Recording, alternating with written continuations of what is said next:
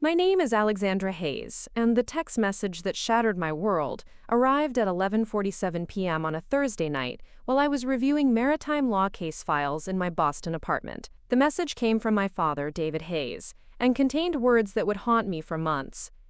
Your grandfather passed away this morning.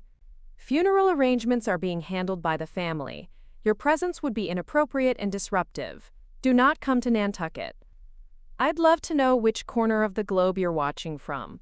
And if this story speaks to you, make sure to subscribe. Tomorrow's video is one you absolutely can't miss. Captain William Hayes, United States Navy, retired, was dead. The man who had taught me to navigate by the stars, who had shown me that honor meant keeping your word even when it cost you everything, who had filled my childhood with stories of naval battles and maritime adventures that shaped every dream I would ever have about my future, had suffered a massive stroke while tending his lighthouse garden on the cliffs of Nantucket Island. I read the message 7 times before reality penetrated my consciousness. My grandfather, the most decorated naval officer in our family's history, the man who had served in 3 wars and commanded respect from admirals and enlisted sailors alike, was gone. But somehow more devastating than his death was the second part of my father's message. I was banned from attending his funeral.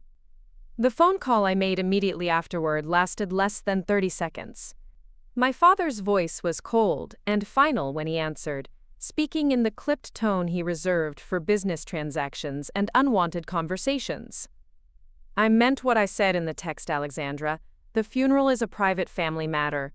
Your grandfather's reputation in this community matters more than your feelings. Dad, he was my grandfather too. He raised me every summer for 15 years. I have every right to. You forfeited your rights when you chose to embarrass this family with your career choices. The Hayes name means something in Nantucket, and we won't have it tarnished by your presence at his service.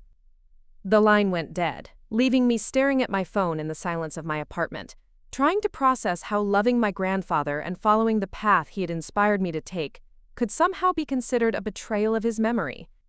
For 28 years, I had believed that the Hayes family legacy was built on naval service, maritime law, and dedication to protecting American interests on the world's oceans. My grandfather had filled my childhood with stories of naval heroism, strategic thinking, and the importance of serving something larger than yourself. He had encouraged my academic pursuits, supported my decision to attend the Naval Academy, and celebrated every promotion I earned during my 7 years of active duty service. What I discovered that Thursday night was that my father had spent those same 28 years building a completely different version of the Hayes family story, one where military service was an embarrassing family quirk that should be minimized and eventually abandoned in favor of more socially acceptable pursuits. The irony was suffocating in its completeness. While I was completing my final deployment as a naval intelligence officer, earning commendations for strategic analysis that contributed to successful operations in the Persian Gulf, my father was telling everyone in Nantucket that I worked for a shipping company in Boston. While I was using my GI Bill benefits to earn a law degree specializing in maritime law, he was explaining to family friends that I had finally decided to pursue a normal career that would allow me to settle down and start a family. The gap between my actual achievements and his public narrative had grown so wide that my presence at my grandfather's funeral would expose years of deliberate deception about who I was and what I had accomplished. My father hadn't banned me from the funeral because he was disappointed in my choices. He had banned me because my actual achievements would reveal his lies to the entire community that he had spent decades trying to impress. The funeral was scheduled for Saturday afternoon at the historic Nantucket Congregational Church, where 4 generations of Hayes family members had been memorialized. My grandfather had specifically requested a military service with full honors, including the traditional flag-folding ceremony and rifle salute that recognized his 35 years of naval service and his sacrifices during the Korean War, Vietnam, and Operation Desert Storm. According to family friends who called to express their condolences, my father had modified those arrangements. The military honors had been quietly canceled, replaced with a civilian service that emphasized my grandfather's post-retirement work as a lighthouse keeper and community volunteer. The Naval Academy flag that had flown over my grandfather's house for 40 years had been taken down and stored in the basement. The display case containing his medals, ribbons, and commendations had been covered with a sheet. My father was erasing my grandfather's military legacy to protect his own fictional narrative about the Hayes family's priorities and values. The man who had shaped my understanding of duty, honor, and service was being buried as if those qualities had never mattered to him.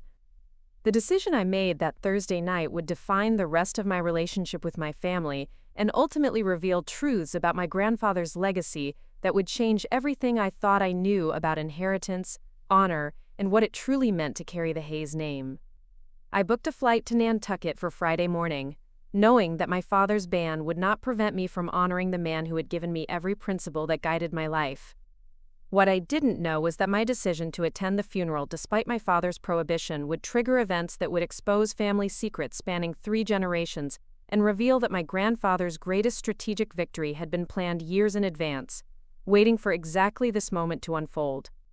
The foundation of everything I became was built on the weathered decks of my grandfather's restored World War II destroyer escort, the USS Tempest, which he had purchased from Navy surplus and converted into a floating museum anchored in Nantucket Harbor.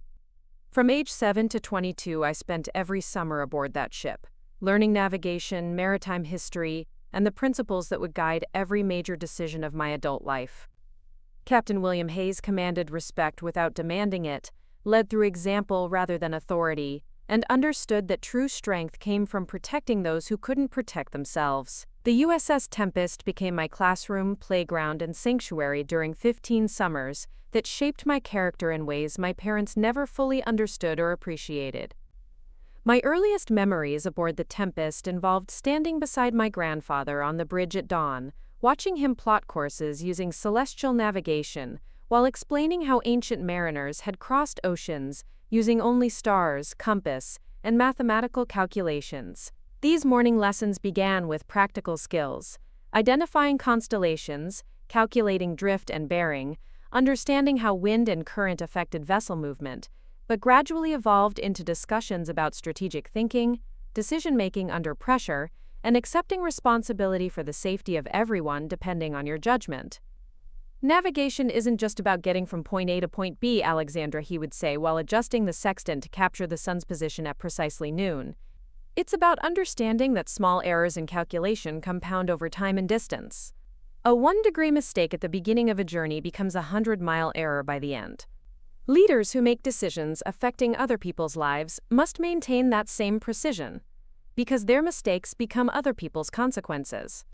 These nautical lessons became my earliest education in strategic thinking, systematic problem solving, and understanding how individual actions contributed to larger objectives. My grandfather never presented these as abstract concepts, but as practical principles that had guided his naval career and continued to influence his approach to every challenge he encountered. The USS Tempest functioned as a living memorial to naval history and maritime service. Every compartment contained artifacts, photographs, and equipment that told stories of naval battles, merchant marine heroism, and technological innovation that had shaped American maritime power throughout the 20th century. The ship's museum served educational groups during summer months, but my grandfather's private tours for visiting naval officers and maritime historians provided insights into naval strategy and leadership that weren't available in any textbook. During these professional visits, I observed how my grandfather interacted with active duty officers, retired admirals, and civilian maritime experts who sought his perspectives on contemporary naval challenges. His analyses of modern naval strategy incorporated lessons from historical battles, technological developments, and geopolitical considerations that demonstrated the continuity between past and present maritime operations. Listening to these conversations taught me that naval service involved far more than ships and seamanship. Effective naval leadership required understanding international relations, technological innovation, economic factors that influenced maritime commerce, and cultural dynamics that affected operations in different regions of the world. My grandfather's expertise encompassed all these dimensions, making him a resource that senior naval leaders consulted throughout his retirement. The transformation in my understanding of my own potential began during the summer I turned 14, when my grandfather assigned me responsibility for maintaining the ship's navigation equipment and conducting tours for visiting school groups.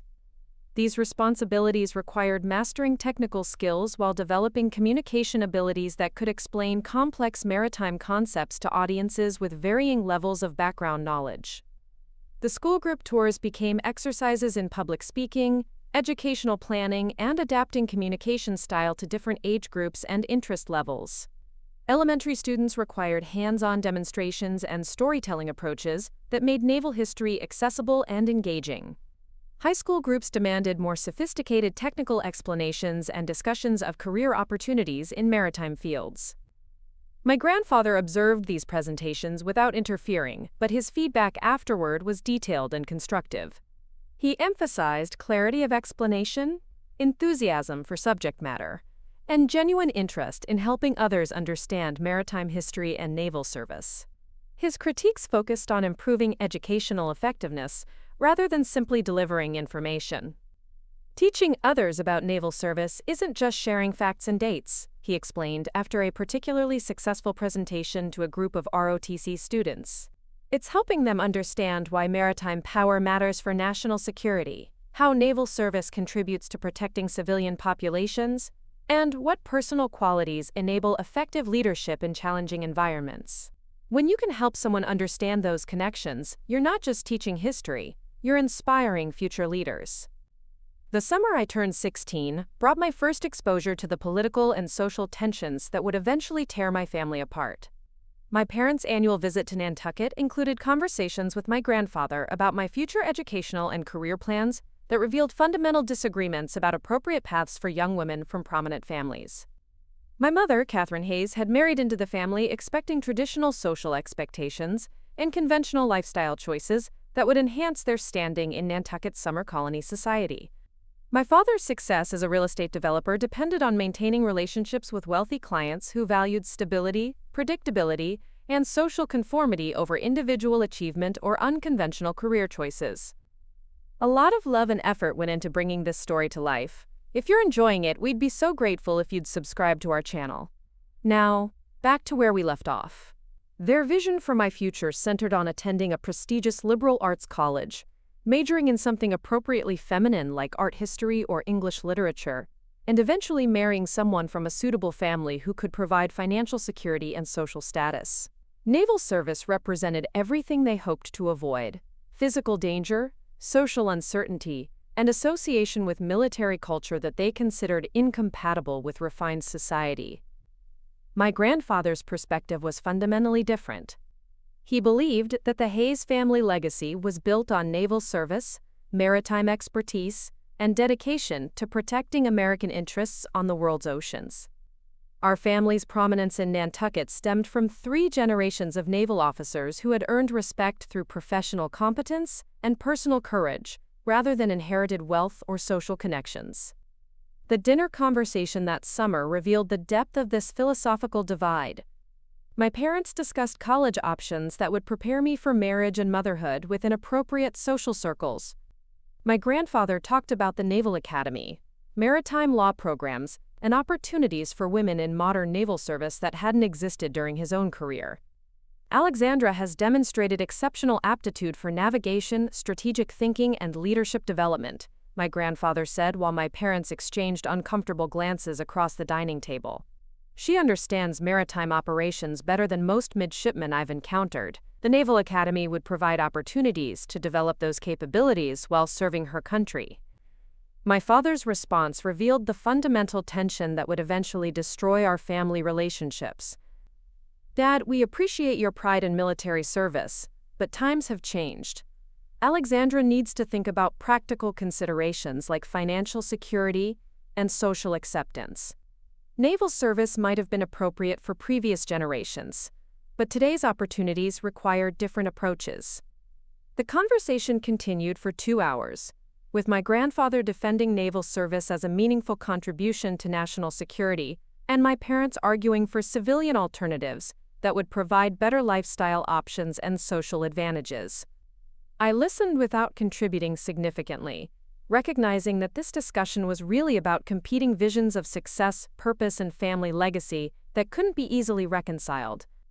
What became clear during that summer was that my grandfather saw me as the potential continuation of the Hayes family's naval tradition, while my parents viewed my interest in maritime careers as a phase that would eventually give way to more conventional choices.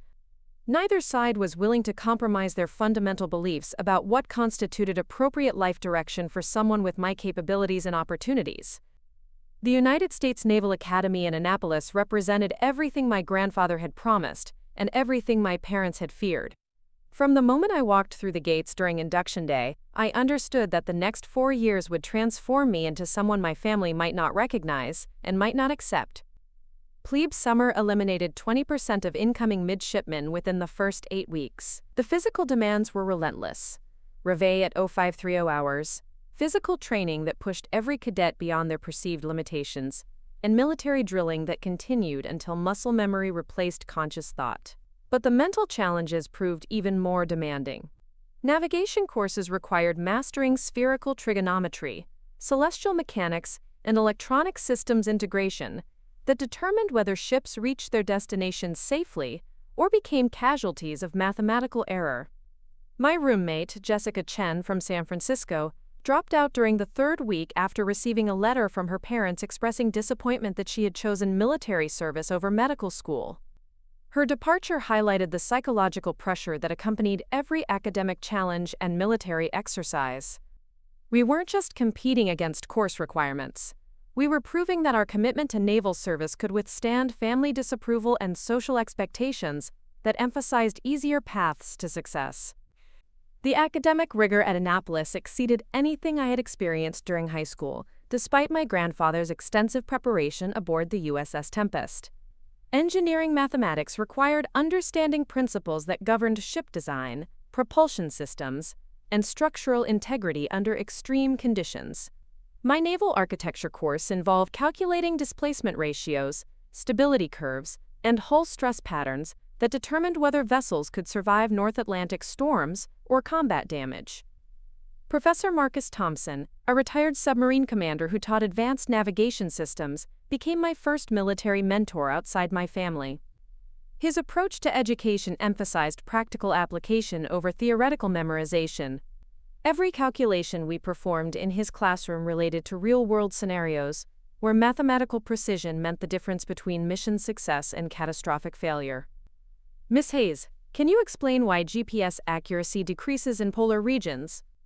Professor Thompson asked during a particularly challenging examination on electronic navigation systems. My answer incorporated lessons my grandfather had taught about magnetic declination, aurora interference, and backup navigation methods that remained essential when electronic systems failed. Professor Thompson's follow-up questions revealed that he was testing not just technical knowledge, but strategic thinking that could adapt to technological limitations. Excellent analysis. Now explain how you would navigate a submarine through Arctic ice fields using only celestial navigation and dead reckoning. The question required combining traditional maritime skills with understanding of submarine operations, ice formation patterns, and emergency procedures for vessels operating beneath polar ice. My response drew on knowledge gained through summer months, studying historical Arctic explorations with my grandfather, demonstrating how traditional seamanship remained relevant in modern naval operations. Professor Thompson's recommendation letter for my summer training assignment included observations about analytical capabilities and leadership potential that would influence my naval career trajectory. His assessment noted, exceptional spatial reasoning, systematic problem-solving approach, and communication skills that enable effective coordination under pressure. The summer training aboard USS Constitution provided my first exposure to active naval operations and the realities of military service that civilian education could never replicate. As a midshipman assigned to the Navigation Division, I worked alongside petty officers who had served multiple deployments and understood maritime operations through experience rather than academic study. Chief Petty Officer Maria Rodriguez had served 15 years in the Navy, including deployments to the Persian Gulf, Mediterranean, and Pacific Fleet operations. Her mentorship during that summer provided insights into military leadership that differed significantly from academic theories about command structure and decision-making processes. Book learning is important, but naval service is about people first and equipment second, Chief Rodriguez explained while reviewing my performance during a complex navigation exercise. You can memorize every regulation and technical manual, But if you can't earn the respect and trust of your sailors, your knowledge won't matter when lives depend on your decisions. Her guidance proved essential when I was assigned leadership responsibility for coordinating a damage control exercise that tested the crew's ability to respond to simulated combat damage. The exercise required managing multiple repair teams simultaneously while maintaining ship operations and communication with command authority.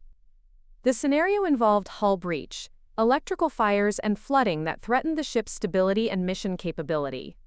My responsibilities included assessing damage priorities, allocating repair resources, and coordinating with other division officers to maintain overall operational effectiveness, while addressing immediate threats to crew safety. The successful completion of this exercise earned recognition from the ship's commanding officer and established my reputation among instructors and fellow midshipmen as someone who could maintain effective performance under pressure. The experience also revealed leadership capabilities that academic coursework could not fully develop or evaluate. My academic performance during junior year ranked within the top 5% of my class across multiple disciplines, including strategic studies, international maritime law, and advanced engineering systems. The combination of technical competence and demonstrated leadership effectiveness qualified me for selection to the Naval Academy's Honor Guard and summer training assignments aboard active fleet vessels. The Honor Guard selection required maintaining perfect military bearing, exceptional physical fitness, and academic performance that represented the Academy's highest standards. The position involved representing the Naval Academy at formal ceremonies, military funerals, and official events that required flawless execution of complex ceremonial procedures. Training for Honor Guard duties involved 6 months of intensive drilling, uniform preparation, and ceremonial protocol that demanded absolute precision in every movement and procedure. The standards were unforgiving. A single mistake during formal ceremonies could result in dismissal from the program and permanent notation in academic records.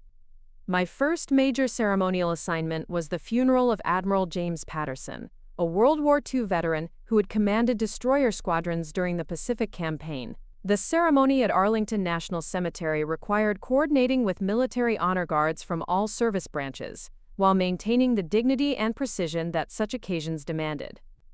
Standing at attention during the 21-gun salute while holding the folded flag that would be presented to Admiral Patterson's widow, I understood that military service connected me to generations of naval officers who had served with similar dedication and sacrifice. The weight of that flag represented more than ceremonial duty. It embodied the continuity of naval service and the responsibility to maintain standards worthy of those who had served before me. The academic recognition that accompanied my Honor Guard service included selection for advanced coursework in maritime law and international relations that prepared midshipmen for diplomatic assignments and complex operational environments. These courses required understanding legal frameworks that governed naval operations in international waters, treaties that affected military cooperation with allied nations, and political considerations that influenced strategic decision-making. My senior thesis focused on legal precedents for maritime interdiction operations and their application to contemporary counterterrorism efforts. The research required analyzing court decisions, international law principles, and operational reports from recent naval operations that tested legal boundaries for military action in disputed waters. Professor Sarah Mitchell, who supervised my thesis research, was a former Navy JAG officer with extensive experience in maritime law and military justice. Her guidance helped me understand how legal considerations influenced operational planning and command decisions in ways that affected both mission effectiveness and international relations. Your analysis of interdiction authorities demonstrates sophisticated understanding of how legal frameworks support operational objectives, Professor Mitchell noted in her evaluation of my thesis draft. The recommendations you've developed for improving legal guidance to operational commanders show strategic thinking that will serve you well in future assignments. The successful completion of my thesis earned departmental honors and recommendation for law school following my initial naval assignment. The academic achievement also contributed to my selection for naval intelligence specialization and assignment to advanced training that would prepare me for the most challenging responsibilities available to junior officers.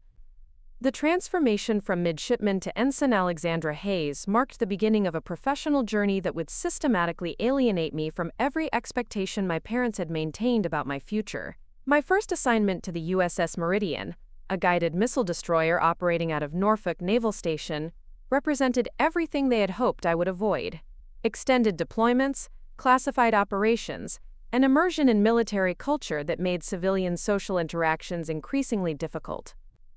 The 6-month deployment to the Persian Gulf during my second year of active duty created the first serious rift in family communication. While I was conducting maritime security operations in international waters, coordinating with Allied naval forces, and gaining experience in electronic warfare systems, my parents were explaining to their Nantucket social circle that I was working for a shipping company that required extensive travel. Table. My mother's letters during that deployment revealed the depth of her disappointment with my career choices and her growing frustration with the social complications my military service created. The Worthington family asked about your work again during the yacht club dinner, she wrote in a letter that arrived during our transit through the Suez Canal. I had to explain that shipping companies require their executives to travel frequently, but people are beginning to ask specific questions about which company employs you. Your father thinks we should tell people you're considering a career change soon. The disconnect between my actual responsibilities and their fictional narrative became more pronounced with each operational achievement. While I was earning commendations for tactical innovation during anti-piracy operations, they were creating elaborate stories about cargo logistics and merchant marine management that required constant revision to maintain consistency. The irony was particularly painful given that my professional achievements directly supported the maritime commerce that sustained Nantucket's economy. The shipping lanes I helped secure enabled the luxury goods and seasonal supplies that defined their affluent lifestyle, but they could never acknowledge that connection without admitting what my actual job entailed. My promotion to lieutenant junior grade after 18 months of exemplary service should have been a moment of family celebration. Instead, it became the catalyst for the most direct confrontation about my future that we had experienced since my academy graduation. During my brief leave between deployments, my parents arranged what they described as a family planning session, but which functioned as an intervention designed to pressure me into leaving naval service. The meeting took place in my father's study, surrounded by real estate awards and photographs of successful property developments that represented his vision of meaningful achievement. My mother had prepared talking points about marriage prospects, biological considerations, and social opportunities that military service was preventing me from pursuing. Alexandra, you're 25 years old, my mother began, consulting notes she had written on embossed stationery. Most young women your age are engaged or planning marriages. Your Naval Academy classmates who left military service are building relationships with appropriate partners and establishing themselves in careers that allow for family development. My father approached the issue from financial and practical perspectives that reflected his business background. The military pension system requires 20 years of service for full benefits, but the opportunity costs during your prime earning years are substantial. Civilian careers in consulting or corporate management could provide better compensation and advancement opportunities while allowing normal personal relationships. Their research into alternative career paths was thorough and professionally presented. They had identified specific companies that recruited former military officers, calculated earning potential for different career trajectories, and prepared comparisons between military and civilian benefit packages that emphasized financial advantages of early transition to private sector employment. The most challenging aspect of their presentation was not the specific career alternatives they proposed, but the underlying assumption that military service was ultimately incompatible with personal happiness and social acceptance. They viewed my commitment to naval duty as a phase that would eventually give way to more mature priorities centered on marriage, family, and community involvement. We understand that military service has provided valuable experience and leadership training, my mother continued, but continuing beyond the minimum obligation will limit your options for developing the relationships and experiences that provide long-term fulfillment. My attempts to explain the intellectual challenges, operational responsibilities, and sense of purpose that made naval service rewarding were met with polite acknowledgement, but little genuine understanding. They interpreted my enthusiasm for military operations as evidence that I was avoiding normal adult responsibilities, rather than recognizing that I had found meaningful work that utilized my capabilities effectively. The conversation revealed fundamental differences in how we understood success, contribution, and personal fulfillment that couldn't be resolved through rational discussion. Their definition of achievement emphasized social recognition, financial security, and conventional family structures that military service complicated. My own understanding of success centered on operational effectiveness, professional competence, and contributing to missions that protected national interests. The philosophical divide became more pronounced when I tried to describe specific operational achievements that had earned recognition from senior officers and contributed to mission success. My parents' responses focused on personal risks and social limitations rather than professional accomplishments or strategic importance of the work I was performing. "Darling, we're proud of your service and your achievements," my father said with the tone he used for concluding business negotiations, "but we're concerned about the long-term implications of continuing down this path. Naval service is admirable for young people, but career advancement requires transitioning to civilian leadership opportunities that provide better work-life balance." The meeting concluded with implicit expectations that I would seriously consider their concerns and begin planning transition to civilian career that would allow greater family involvement and conventional social engagement. They believed they were helping me recognize important life priorities that military service was preventing me from pursuing. My promotion to full lieutenant 6 months later, accompanied by selection for naval intelligence specialization and assignment to classified operations, created additional tension because it represented career advancement that made civilian transition more difficult rather than easier. The specialized training and security clearances associated with intelligence work limited my ability to discuss professional activities while increasing the value of my military expertise. The intelligence assignment required relocating to Dam Neck Naval Base in Virginia Beach for 6 months of intensive training in signals analysis, threat assessment, and operational planning.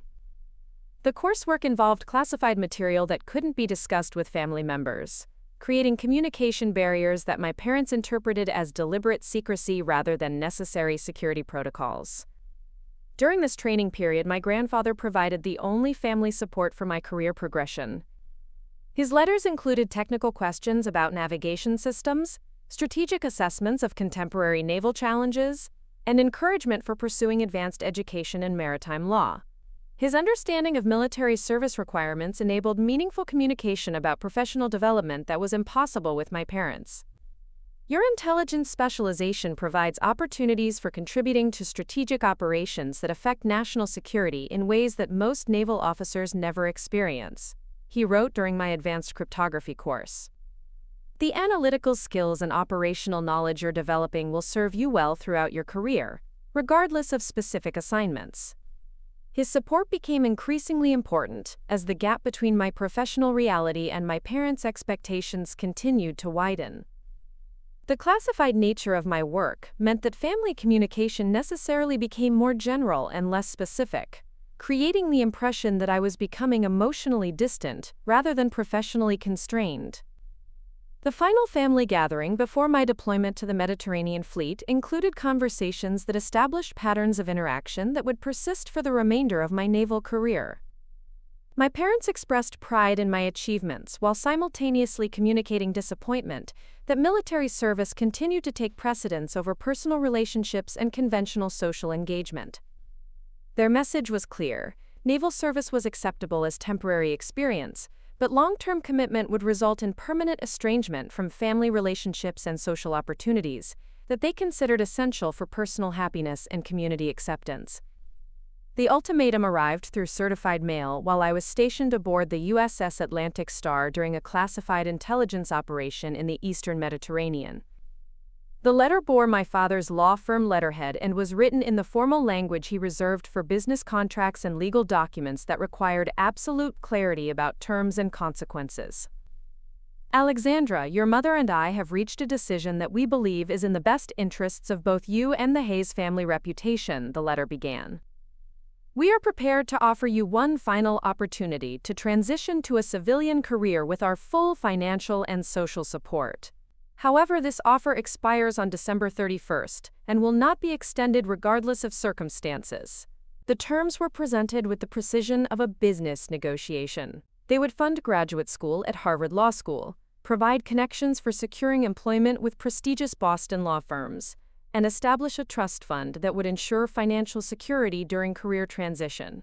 In exchange, I would resign my naval commission within 6 months and commit to pursuing a civilian career that would allow active participation in family social obligations and community involvement. The consequences of refusing their offer were equally explicit. Continued naval service would result in complete severance of family financial support, exclusion from family social events, and public acknowledgement that I had chosen career advancement over family relationships. They would no longer make excuses for my absence from community gatherings or create fictional explanations for my work activities. We cannot continue to maintain family reputation while supporting choices that contradict everything the Hayes name represents in this community, the letter continued. Your grandfather's military service was appropriate for his generation, but your persistence in following that path despite superior alternatives suggests priorities that are incompatible with family values. The letter arrived during the most critical phase of an intelligence operation that would define my professional reputation and determine my future assignments within the naval intelligence community. Our mission involved monitoring communication patterns between terrorist networks operating across 3 countries, requiring coordination with allied intelligence services, and analysis of intercepted communications that could prevent planned attacks on civilian targets. My responsibilities as Intelligence Operations Coordinator included managing data analysis from multiple sources, briefing senior officers on threat assessments, and coordinating with CIA operatives who provided human intelligence that complemented our signals intercepts. The operation required 18-hour workdays, absolute security protocols, and decision-making that could affect the safety of intelligence assets operating in hostile territory. Reading my father's ultimatum while sitting in the ship's intelligence center, surrounded by classified materials and communication equipment that connected me to operations protecting American interests across the globe, created cognitive dissonance that was difficult to process. My family was demanding that I abandon work that prevented terrorist attacks in order to preserve their social standing in a community that benefited from the security my operations provided. The irony was suffocating. While I was analyzing intelligence that would prevent bombing attacks on Mediterranean cruise ships filled with American tourists, my parents were planning to disown me for choosing professional responsibility over attendance at charity galas and yacht club dinners. Lieutenant Commander Rebecca Torres, my immediate supervisor, recognized that I had received disturbing personal news but maintained the professional distance that classified operations required. Her only comment was a quiet observation during our evening briefing session.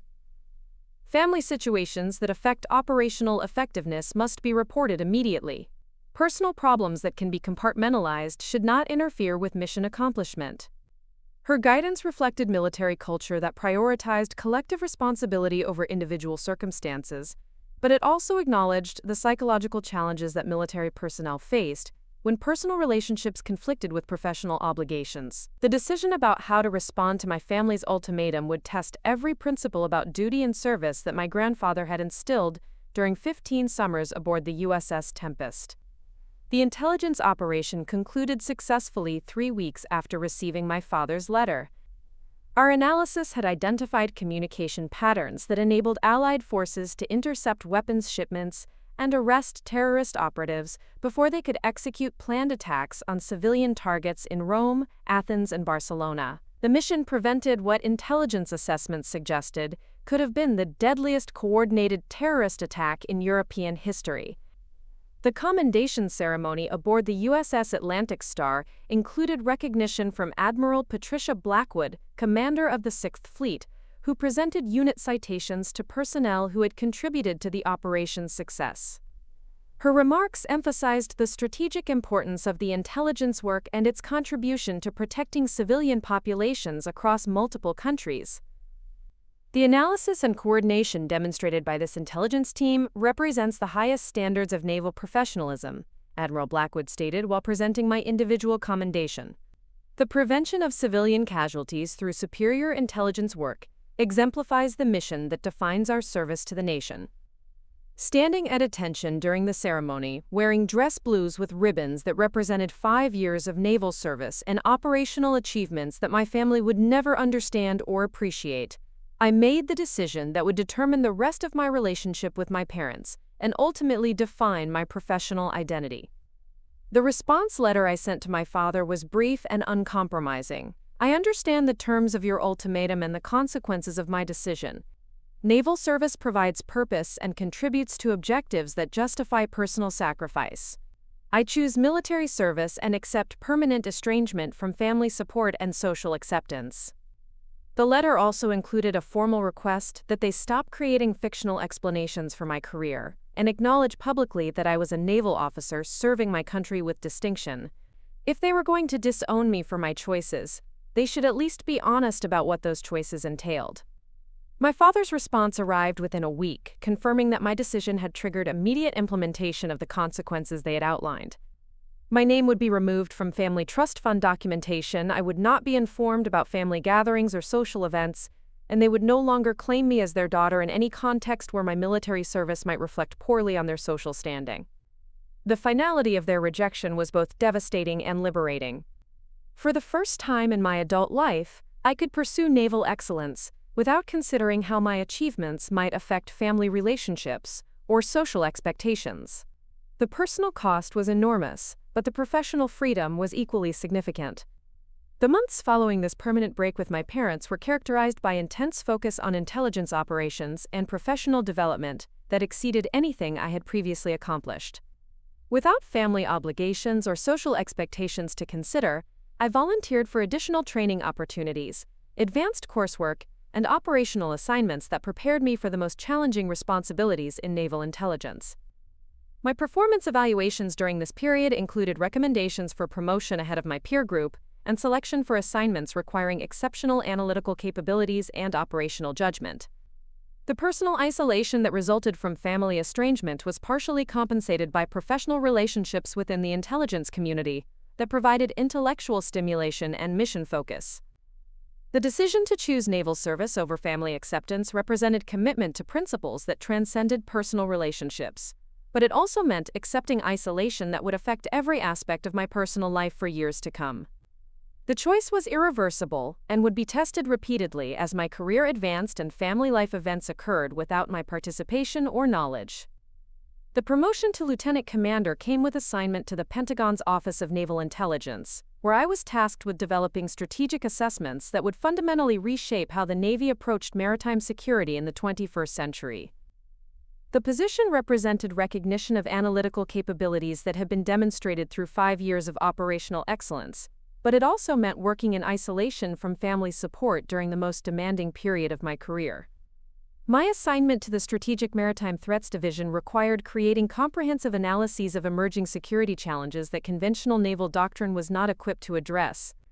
The work involved studying technological developments in autonomous underwater vehicles, cyber warfare capabilities, and hybrid threat networks that combined state and non-state actors in ways that traditional military planning had not anticipated.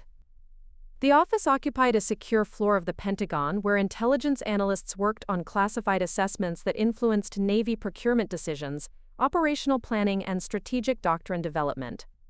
My colleagues were career intelligence officers with advanced degrees in international relations, computer science, and strategic studies, who had been selected for their ability to identify patterns and predict threats that would emerge years before they became operational realities.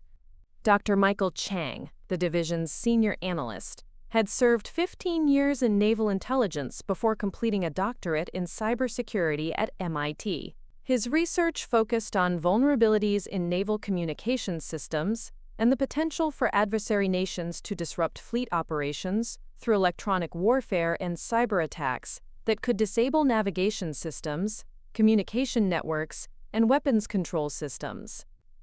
The next major naval conflict will be decided by information dominance rather than firepower, Dr. Chang explained during my first week in the division. Nations that can disrupt enemy communication while protecting their own information systems will control maritime operations regardless of traditional measures of naval strength.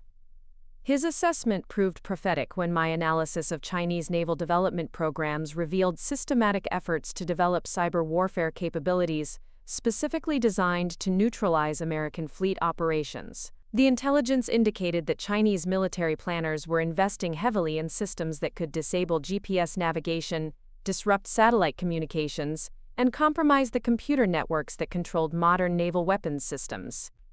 The strategic implications of this cyber threat were staggering for American naval superiority.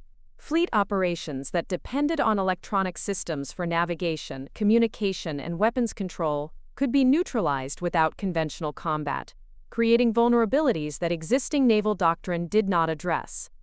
My comprehensive assessment of Chinese cyber warfare capabilities required 6 months of intensive research using classified intelligence sources, technical analysis of captured equipment, and consultation with cybersecurity experts from both military and civilian institutions. The final report identified specific vulnerabilities in American naval systems and recommended defensive measures that would require fundamental changes in fleet operations and technology procurement.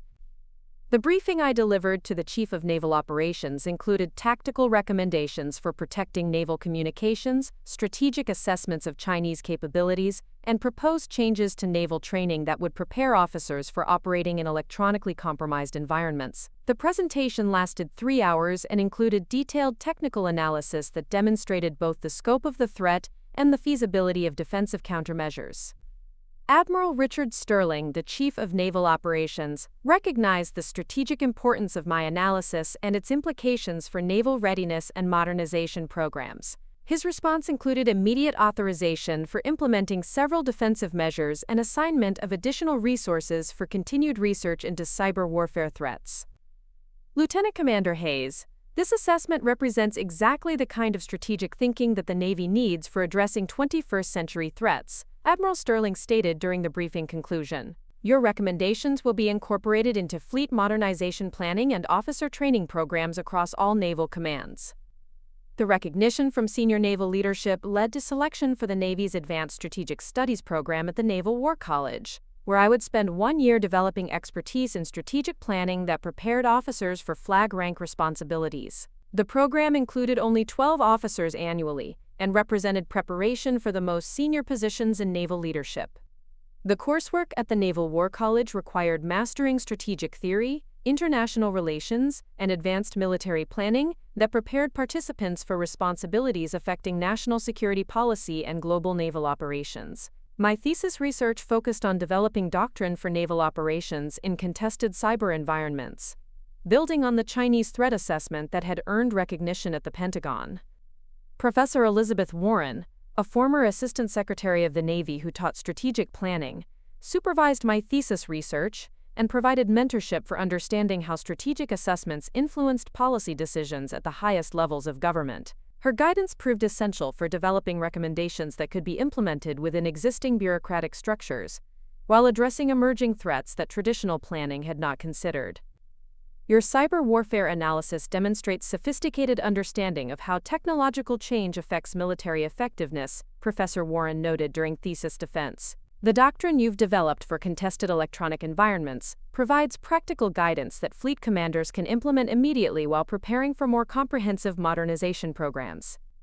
PELS, the successful completion of the Naval War College program with distinction earned assignment to the Joint Chiefs of Staff as a strategic planner responsible for coordinating Navy positions on inter-service planning and national security policy development. The position required working directly with senior military leaders from all service branches and civilian defense officials who shaped American military strategy. The assignment to the Joint Staff represented the pinnacle of achievement for officers at my rank and experience level. The work involved preparing strategic assessments that influenced defense budget allocations, force structure decisions, and operational planning for potential conflicts across multiple geographic regions. My responsibilities included coordinating with intelligence agencies, analyzing threat developments that affected multiple military services, and preparing briefing materials for the Secretary of Defense and National Security Council meetings. The position required clearances at the highest levels and involvement in strategic planning that shaped American defense policy. The professional recognition that accompanied these assignments included commendations from multiple flag officers, selection for accelerated promotion consideration, and assignment to responsibilities typically reserved for officers with significantly more experience. The trajectory toward early promotion to commander and eventual flag rank became apparent to senior leaders who observed my analytical capabilities and strategic thinking. However, the professional success occurred in complete isolation from family recognition or support.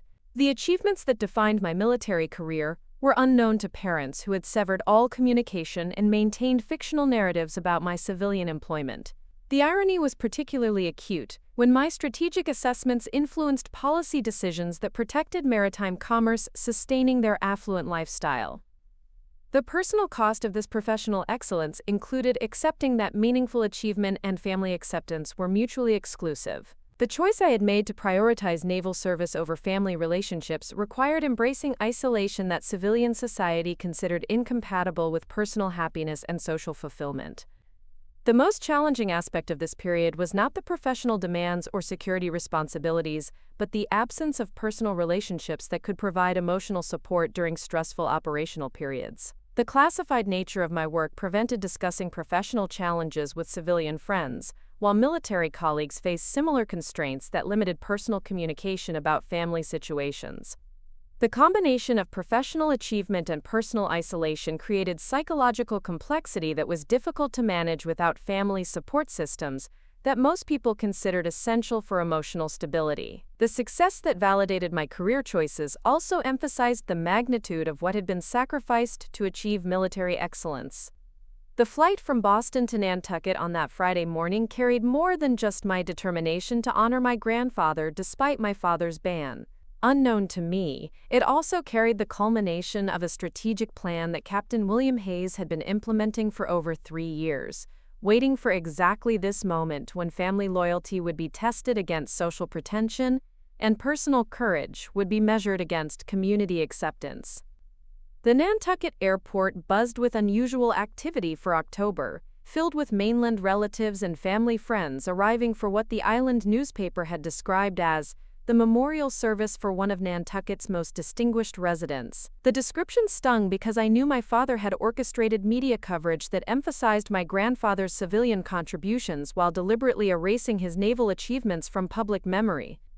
I rented a modest sedan and drove the familiar route through cobblestone streets lined with weathered shingle houses that had witnessed 3 centuries of maritime history. Every turn reminded me of childhood summers when my grandfather would point out historical landmarks and explain how Nantucket's prosperity had always depended on those brave enough to venture beyond safe harbors into unknown waters. The family cemetery behind the Old North Church occupied a windswept hill overlooking Nantucket Sound, where 4 generations of Hayes ancestors rested beneath weathered headstones that chronicled our family's maritime heritage. Each gravestone told stories of sea captains, naval officers, and merchant mariners who had built their legacies upon the uncertain foundation of oceanic adventure and maritime service. My grandfather's gravesite had been prepared according to my father's specifications, a modest plot positioned away from the naval officers section, awaiting a headstone that would emphasize civilian accomplishments while minimizing military service. The location itself represented my father's attempt to rewrite family history by literally burying evidence of our naval traditions. Standing beside the freshly dug grave, I realized this would likely be my only opportunity to say goodbye to the man who had shaped every principle guiding my adult life. The cemetery was empty except for groundskeepers preparing for the afternoon service, providing precious private time for reflection that would be impossible once family members and community leaders arrived with their social expectations and political considerations. The morning mist rising from Nantucket Sound created an ethereal atmosphere that reminded me of countless dawn watches aboard naval vessels, when the boundary between sea and sky dissolved into infinite possibility. My grandfather had taught me to read these maritime conditions during summer mornings aboard the USS Tempest, explaining how weather patterns revealed navigational opportunities that less experienced mariners might miss. The sound of approaching vehicles interrupted my solitary memorial. A black sedan with government license plates pulled into the cemetery parking area, followed by 2 additional cars that clearly represented official rather than personal visits. My initial assumption was that these were military personnel assigned to provide honors that my father had attempted to cancel through administrative manipulation. The man who emerged from the lead vehicle wore a navy dress blue uniform adorned with 4 stars on his shoulder boards, gold aiguillettes, and ribbon racks that chronicled decades of distinguished service. Admiral James Harrison, commander of Naval Forces Atlantic, approached with the measured stride of someone accustomed to formal ceremonies and official responsibilities that shaped national policy and international relations. Admiral Harrison's presence at my grandfather's funeral was both unexpected and potentially explosive, Given my father's comprehensive efforts to minimize military connections and present the Hayes family as successful civilian professionals who had moved beyond their maritime heritage into more sophisticated social circles. Commander Hayes, Admiral Harrison said, using my rank rather than my name in the formal manner that indicated official business rather than personal condolence. We need to discuss your grandfather's final instructions and their implications for this afternoon's service, as well as certain arrangements that will affect your immediate future within naval service. The manila envelope he handed me bore official seals from the Navy Personnel Command, the Judge Advocate General's office, and legal documentation that indicated months of careful preparation and formal execution through multiple bureaucratic channels. The weight of the envelope suggested comprehensive documentation that would require careful review and immediate decision-making. Inside were documents that would fundamentally transform my understanding of my grandfather's death, my family's financial situation, my own career trajectory within naval service, and the true nature of the conflict that had torn our family apart for the past 7 years. Each document represented a different aspect of strategic planning that had anticipated this exact moment and prepared for every possible contingency. The first document was a personal letter from my grandfather, written in his characteristic precise handwriting and dated exactly 6 months before his death.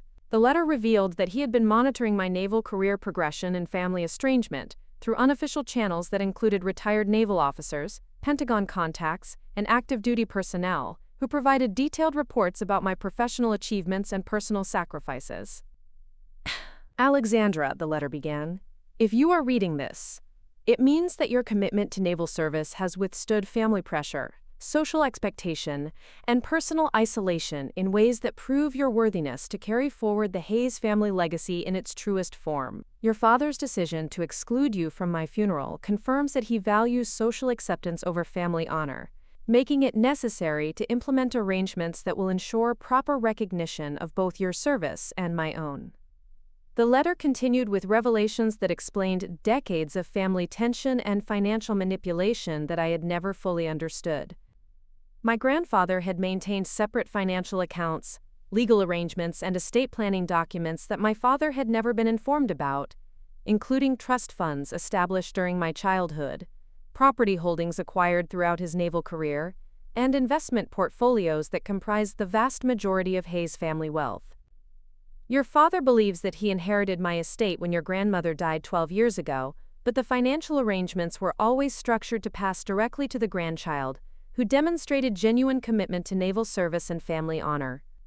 Your naval career progression, willingness to sacrifice family acceptance for professional duty, and maintenance of military values despite social pressure have proven that you understand what the Hayes name should truly represent. The letter detailed my father's repeated attempts to pressure my grandfather into excluding me from inheritance unless I abandoned naval service. These conversations had been occurring for over 5 years, with my father arguing that my military career embarrassed the family and limited their social advancement within Nantucket's exclusive summer community. David has never understood that military service requires accepting responsibility for protecting people who may never know they were in danger and certainly will never express gratitude for that protection. Your willingness to serve despite family opposition demonstrates character that qualifies you for the most challenging leadership responsibilities within naval service and family stewardship. The second document was a revised will that had been filed with Nantucket Probate Court exactly 3 days before my grandfather's death. The will designated me as the primary beneficiary of an estate worth over $18 million, including the family's historic Nantucket mansion, the USS Tempest museum ship with its educational endowment, waterfront properties across Cape Cod, and diversified investment portfolios that generated substantial annual income. The financial inheritance was extraordinary, but the symbolic implications carried even greater significance.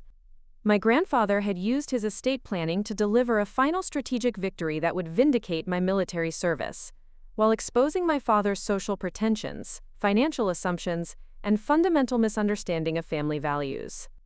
Admiral Harrison explained that my grandfather had also arranged comprehensive military honors for his funeral, including ceremonial participation by the Naval Academy Honor Guard, presentation of colors by active duty personnel from multiple commands, rifle salute by Marine Corps ceremonial units, and eulogies that would emphasize his naval achievements rather than civilian community involvement.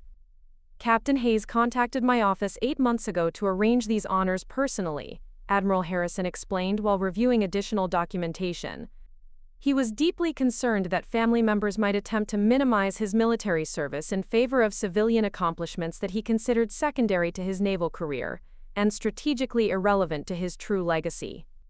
The third document revealed the most stunning aspect of my grandfather's strategic planning. Through recommendations he had submitted to the Navy Personnel Command, the Chief of Naval Operations, and the Secretary of the Navy, he had arranged for my immediate promotion to commander, effective upon his death, based on my intelligence work, strategic analysis capabilities, and demonstrated leadership potential under challenging circumstances.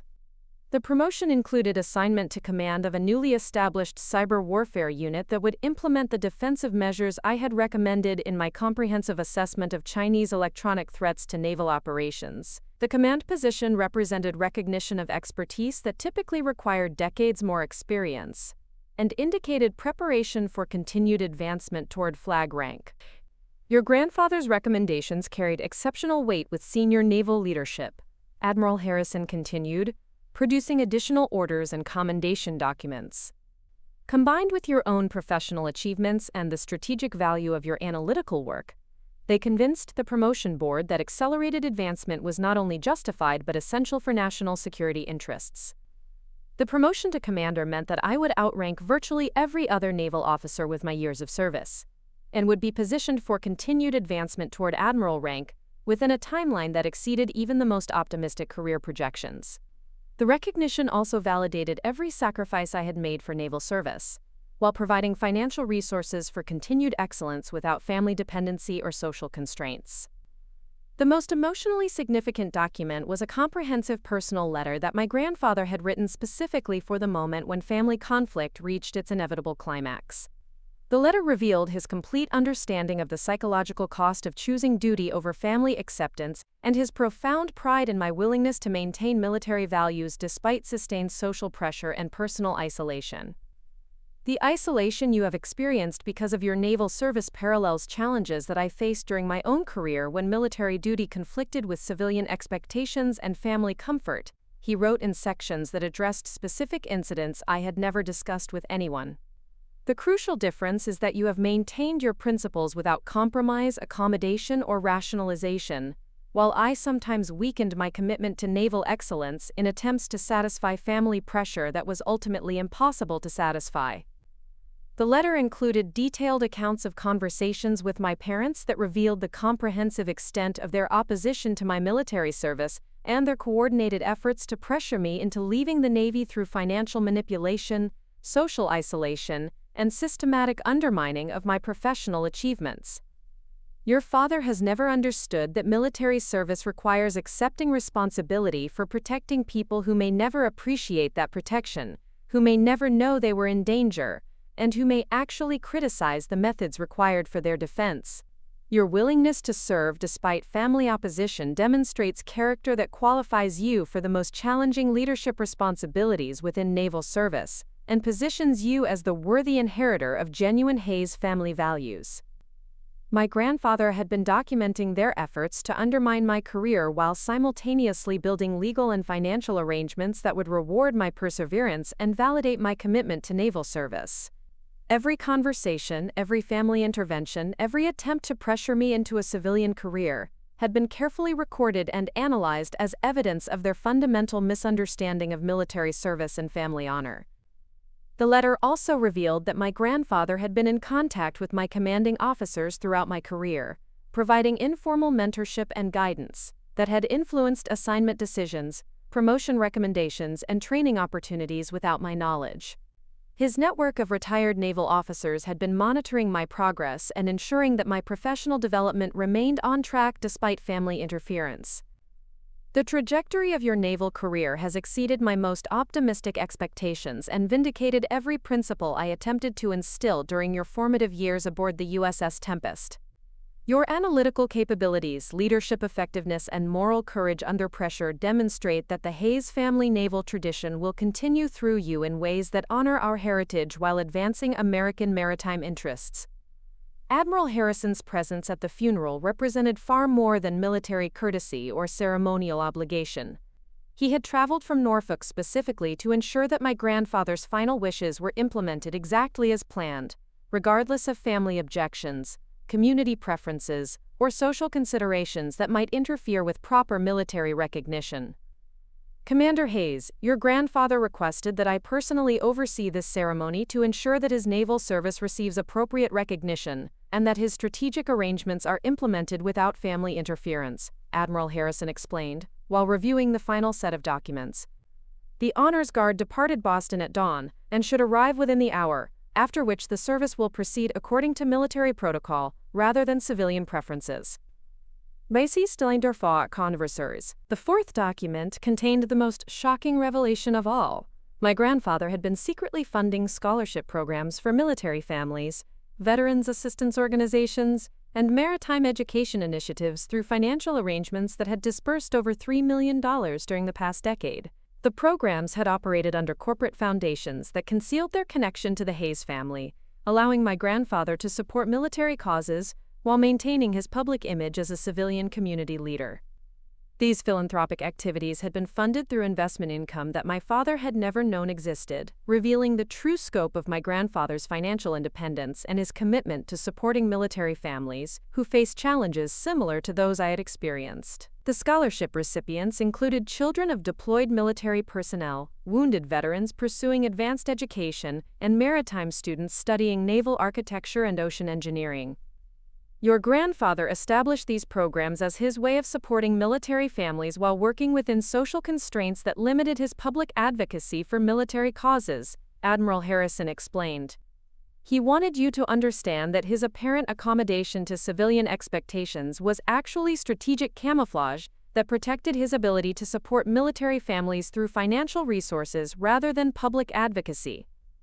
The final document was an appointment letter from the Secretary of the Navy, designating me as the new director of the Hayes Foundation for Maritime Excellence, with immediate responsibility for overseeing the scholarship programs, educational initiatives, and veterans assistance projects that my grandfather had been funding anonymously. The appointment included an annual budget of over $2 million and discretionary authority for expanding programs that supported military families and maritime education. The transformation of my grandfather's funeral from the subdued civilian ceremony my father had planned into a comprehensive military memorial service would expose years of deception about both my grandfather's achievements and my own career progression. The Nantucket community that had been told I worked for a shipping company would learn that I was a newly promoted naval commander whose intelligence work contributed to operations protecting American interests worldwide. When the funeral procession arrived at the historic Congregational Church, my father's shock at seeing Admiral Harrison, the military honor guard, and the assembled active duty personnel was immediately apparent and deeply satisfying. His carefully orchestrated civilian service had been completely superseded by arrangements that would celebrate rather than minimize Hayes family military heritage in the most public way possible. The church service included eulogies from retired naval officers who spoke eloquently about my grandfather's strategic leadership during 3 separate conflicts, his contributions to naval doctrine development that influenced contemporary operations, and his role in training junior officers who had advanced to senior positions throughout the fleet. Each speaker emphasized military achievements that my father had systematically tried to exclude from official remembrances and community recognition. Admiral Harrison's eulogy included specific recognition of my own naval service and professional achievements that had been completely unknown to community members who had been told elaborate fictional stories about my civilian employment in shipping logistics and cargo management. His remarks connected my intelligence work directly to my grandfather's strategic thinking and demonstrated the continuation of family dedication to naval excellence across 4 generations. Captain Hayes took particular pride in his granddaughter's distinguished service as a naval intelligence officer whose analytical work has contributed to operations protecting American maritime interests in contested regions worldwide, Admiral Harrison stated while my father sat rigid with shock and humiliation in the front pew. Commander Hayes represents the exemplary continuation of family dedication to naval service that has distinguished the Hayes name for over a century. The presentation of the folded flag to family members included Admiral Harrison's explanation that military tradition required presenting honors to the family member who had served with the most distinction and demonstrated the greatest commitment to naval values. Rather than presenting the flag to my father as next of kin, he presented it to me as the family's senior serving naval officer, acknowledging my rank, service record, and continued active duty status in front of the entire congregation. The cemetery ceremony concluded with a 21-gun salute performed by Marine Corps ceremonial units and taps, played by the Naval Academy bugler, followed by Admiral Harrison's presentation of my grandfather's most treasured possession, the Navy Cross that he had earned during combat operations in Korea, but had never displayed due to his modest personality and preference for understated recognition of military achievements. Captain Hayes specifically requested that this medal be presented to you as recognition of your own exceptional courage in maintaining naval service despite sustained family opposition and social pressure, Admiral Harrison explained while pinning the decoration to my dress uniform in full view of the assembled community. He believed that moral courage in peacetime often requires greater personal sacrifice than physical courage in combat, and your willingness to choose duty over family acceptance exemplifies the highest traditions of naval service. The aftermath of the funeral included dozens of conversations with family friends and community members who expressed shock at learning about my actual career and professional achievements. Many people approached me with genuine embarrassment at having been deceived about my military service and sincere admiration for accomplishments they had never been told about, despite years of social interaction with my parents. Mrs. Eleanor Whitman, the yacht club Commodore's wife, was particularly direct in her response to the revelations. "Alexandra, your parents told us for years that you worked in shipping logistics in Boston. We had no idea you were serving our country as a naval officer. Your grandfather must have been extraordinarily proud of your achievements, and we feel terrible that we never had the opportunity to properly thank you for your service." Similar conversations continued throughout the afternoon, with community members expressing confusion about why my parents had concealed my military career and admiration for achievements that contradicted everything they had been told about my professional choices and personal priorities.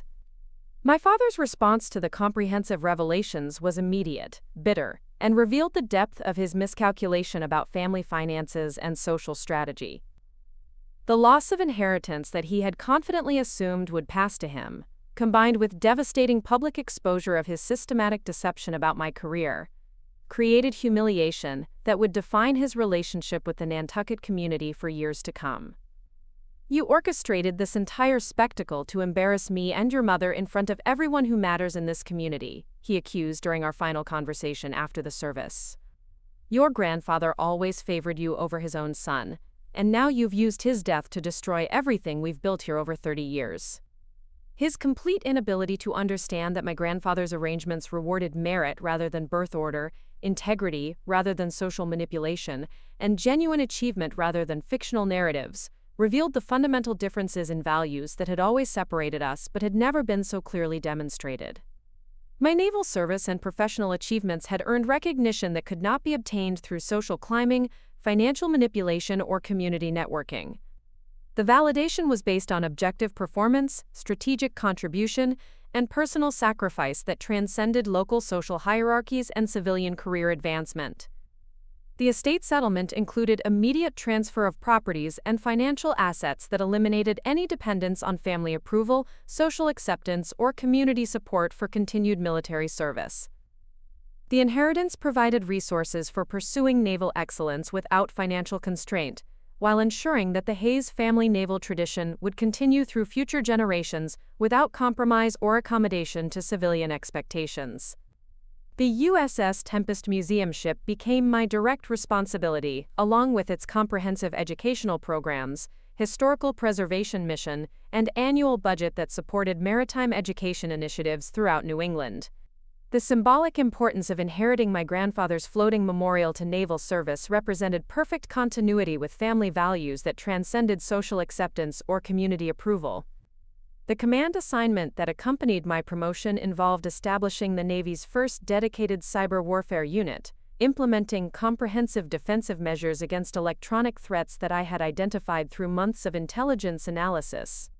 The position represented the direct intersection of my grandfather's strategic thinking legacy with contemporary technological challenges that would define 21st-century naval operations and national security requirements. The vindication that came through my grandfather's final strategic victory was complete, irreversible, and strategically brilliant in its execution. The family that had rejected me for choosing military service over social acceptance had been revealed as people who valued appearance over substance, comfort over courage, and personal advancement over family honor. The community that had been systematically deceived about my achievements had learned the truth in the most dramatic and public way possible. More importantly, the recognition validated every sacrifice I had made for naval service and provided comprehensive resources for continued excellence without compromise, accommodation, or concern for civilian expectations. My grandfather's final gift was not merely financial inheritance, but definitive confirmation that choosing duty over family approval had been the correct decision from the very beginning, and that military service represented the highest expression of Heir's family values rather than their abandonment. Looking for more? We've got 2 amazing stories ready for you right on screen. If this one touched you, these are absolutely worth your time. Click to watch them now. And hey, subscribe and hit that bell to never miss our latest uploads.